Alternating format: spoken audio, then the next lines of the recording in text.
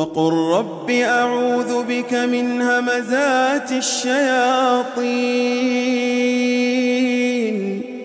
وأعوذ بك رب أن يحضرون. Komando latihan pertempuran, di sini para raider dilahirkan dengan jiwa satria.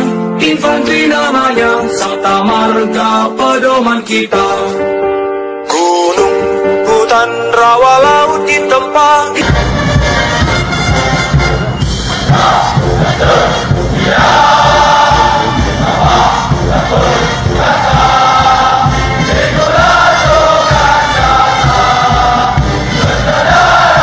Auzubillah minasyaitonirrajim. Bismillahirrahmanirrahim. Assalamualaikum, salam sejahtera. Welcome back to my channel. Terima kasih yang telah sudi subscribe, like dan komen video-video Abel.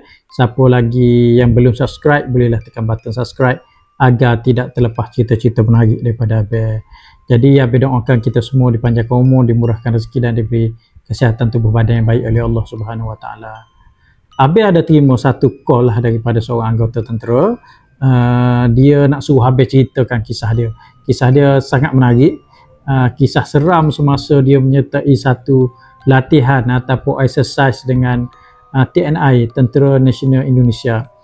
Jadi dia minta Abel sembunyikan beberapa info lah, beberapa info berkaitan dengan peribadi dia, sebab dia takut yalah isu-isu ni isu sensitif sikit. Jadi Abel hormati dia punya permintaan ni. Abel namakan dia Sarjan Nazrin. Sarjan Nazrin ni dia dapat arahan untuk menyertai satu latihan lah, latihan dengan TNI, dengan Indonesia. Jadi dia sangat-sangat excited, sangat happy. Jadi kalau siapa tak tahu, memang tentera kita, tentera darat kita, tentera ataupun angkatan tentera kita, tentera darat ke, tentera laut ke, selalu mengadakan exercise lah dengan negara-negara luar. Contohnya dengan Indonesia, dengan Thailand, Singapura, Filipina dan negara-negara Europe pun kita buat dengan US dan lain-lain negara lah. Jadi kalau dengan Indonesia ni, exercise yang paling famous yang biasa kita dengar, exercise Harimau Satya, exercise Linuk Malindo, exercise Malindo Jaya. Dan bila exercise ni dia dapat mengeratkan hubungan ketenteraan di antara negara tersebut lah. Jadi kalau exercise ni, latihan ni memang banyak dia punya manfaat dia pada negara kita lah. Jadi bila cerita pasal latihan dengan tentera lain ni pun ada cerita-cerita kelakar jugalah, cerita kelakar, cerita seram. Kalau cerita kelakar ni contohnya kalau dengan US ataupun negara-negara Europe lain dengan orang-orang kulit putih ni, orang kulit putih ni kita mesti kita rasa macam oi hebat kan, persenjataan mereka canggih apa semua kan. Tapi memanglah betul lah persenjataan negara-negara luar ni macam US ni sangat canggih, tapi tak semestinya bila canggih tu dia boleh memenangi setiap perang lah. Kita tengok contohnya dengan Vietnam dulu, mana US tak dapat menang pun sebab orang Asia ni memang hebat kalau perang dalam hutan. Kalau perang dalam hutan memang kita juara lah. Orang Asia ni sangat lasak dan kita ni tak takut pada hutan. Kalau orang putih ni dia sebut hutan di Malaysia ni memang, atau hutan di Asia ni memang dia kecup perut lah. Yelah dia orang banyak tengok National Geographic, tengok pasal ular, pasal kalajengking, lipan dan sebagainya. Bila dia masuk hutan ni dia memang fobia, dia memang fobia. Jadi kalau kita macam kita, tentera kita, tentera Malaysia ni, angkatan tentera kita ni, kalau masuk hutan pun 2-3 hari kita tak buka boot, tak buka kasut pun tak ada masalah lah. Walaupun bila kita buka tu kaki dah bengkak lah, kaki dah bengkak sebab kena air ke melecet ke, sampai kulit kaki kita ni melekat dengan stokin. Tapi bagi orang putih tu dia merupakan isu besar lah. Sekejap-sekejap nak buka kasut, lak-lak kaki, letak bedok, letak lotion, sambil sumpah seranah lah berkaitan dengan hutan negara kita ni lah. Tapi itu selingan je lah. Jadi cerita ni Abang nak cerita kisah Sarjan Nazrin. Jadi Sarjan Nazrin ni dia dapat satu arahan untuk sertai satu latihan dengan tentera Indonesia. Dia tak bagi tahu kat mana, kat Bandung ke, dekat Jakarta ke, dia tak bagi tahu. Tapi latihan ni di markas tentera Indonesia, dan hari ketiga tu latihan di sebuah tempat di kawasan kaki gunung.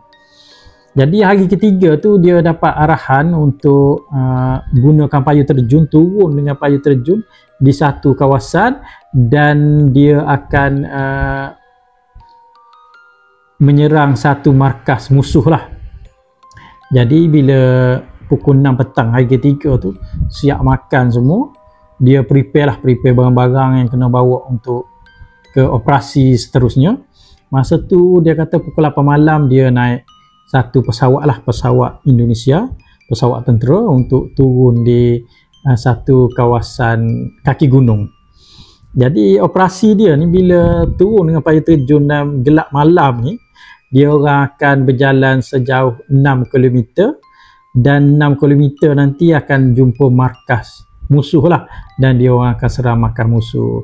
Okey, jumlah tentera kita yang menyertai operasi menyertai exercise ni seramai 15 orang, dan 15 orang TNI lah, Tentera Nasional Indonesia.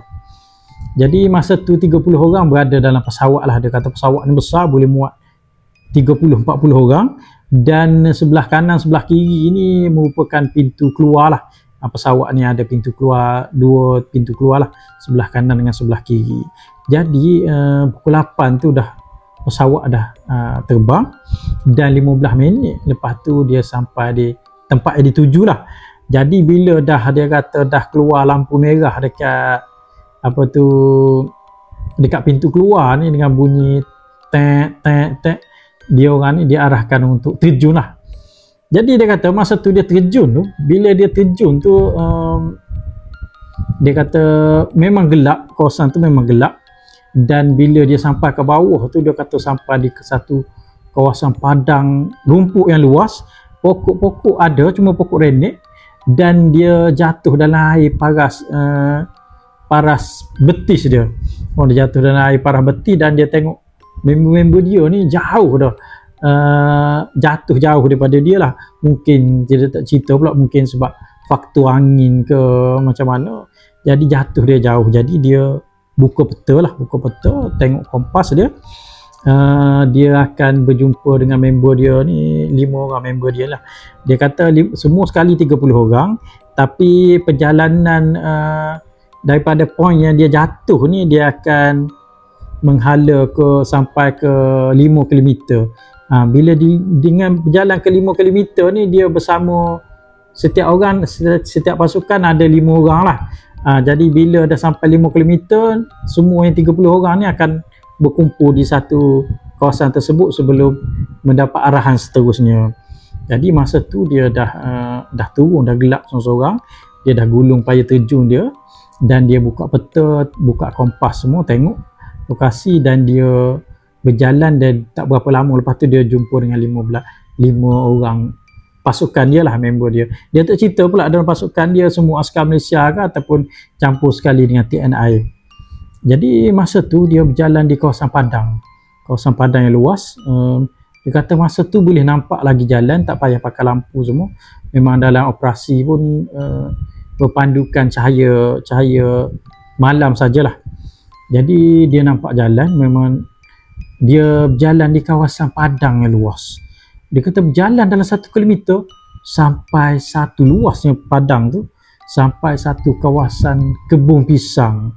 Kebun pisang dengan 5 orang ni berjalan dengan kebun pisang, ni bawa beg yang berat tu semua, bawa senjata semua sampai di kebun pisang. Dia kata dalam hati dia cakap luasnya kebun pisang, dalam hati dia lah dia cakap, Nazrin cakap luasnya kebun pisang ni. Dia kata kalau ada pisang kan best. Jadi kalau ada pisang kan best, dia kata. Tak lama lepas tu dia berjalan tu, ada sampai di satu kawasan di mana pokok pisang dia lebih besar daripada pokok pisang yang dia jumpa sangat luas, dia kata. Dan dia nampak buah-buah pisang ni memang besar-besar lengan buah pisang, dengan masak ranumnya, dengan susunan pokok pisang ni. Dia kata sedepa panjangnya kan. Sedepa ni panjang ni setiap sedepa tu ada pokok pisang. Sedepa macam berbaris pokok pisang tu dengan buah pisang yang masak ranum, buah dia besar-besar lengan. Dia pelik, dia cakap dalam hati dia, orang Indonesia ni tanam pisang apa besar-besar sangat kan. Jadi dia tengok member dia bagi isyarat supaya dia jangan hirau lah, macam jangan ambil, jangan hirau. Jadi dia fikir dalam hati dia, biar betul, dia kata betul ke pokok pisang orang tanam ni. Dia cakap lah hati, mungkin dia dah rasa macam pelik dan dia nak ambil pokok buah pisang tu, dia rasa macam tak berani lah kan. Jadi dia kata masa tu dia bukanlah takut sangat sebab 5 orang. Dia kata kalau ada hantu ke, jumpa hantu pun dia tak rasa takut pun, dia kata. Dan dah 3-4 kilometer berjalan tu dia terima arahan daripada ketua grup, ketua kumpulan ni untuk berehat sekejap, take 5 sekejap. Jadi dia pun duduklah bersandar kat pokok pisang. Dia cakap dengan member dia, cakap selu-selu kan, dia cakap, tengok buah pisang ni banyak betul. Memang macam pelik jugalah, hampir setiap pokok pisang ni berbuah dengan pisangnya besar-besar lengan. Jadi tengah tu member dia cakap, tak payah cerita benda-benda macam ni lah. Dia kata tujuan kita ni untuk sampai ke tempat tu untuk settlekan latihan ni lah, dia kata.